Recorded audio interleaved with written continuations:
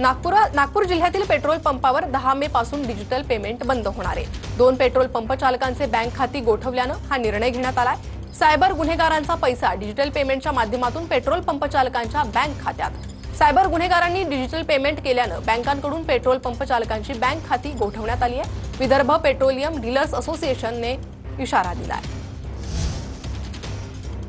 10 तारखेपासून नागपूर जिल्ह्यातील तब्बल 280 पेट्रोल पंपवर डिजिटल पेमेंट स्वीकारण्यात येणार नाही असा इशारा पेट्रोल पंप असोसिएशनने दिलेला आहे। गेल्या काही महिन्यांमध्ये पेट्रोल पंप चालकांसोबत डिजिटल फ्रॉड होत आहे। यातूनच नागपूर जिल्ह्यातील 2 पेट्रोल पंप चालकांचे अकाउंट्स सरकारने फ्रीज केलेले आहे, बँक खाते फ्रीज केलेले आहे आणि त्यामुळे सायबर गुन्हेगारांच्या विळख्यात पेट्रोल पंप चालक अडकलेले आहे आणि त्यामुळेच सरकार याकडे लक्ष देत नाही म्हणून असा आरोप करत येत्या 10 मे पासून नागपूर जिल्ह्यातील तब्बल 280 पेट्रोल पंपवर संपूर्णपणे डिजिटल पेमेंट बंद करण्याचा इशारा जो आहे तो विदर्भ पेट्रोल पंप असोसिएशनने दिलेला आहे। आणि समजा असं झालं तर हाहाकार माजणार, कारण की आजकाल पेट्रोल पंप वर कुठलेही काम असो किंवा इतरही ट्रान्झॅक्शनसाठी लोक डिजिटल पेमेंटचा पर्याय जो आहे तो निवडत असतात।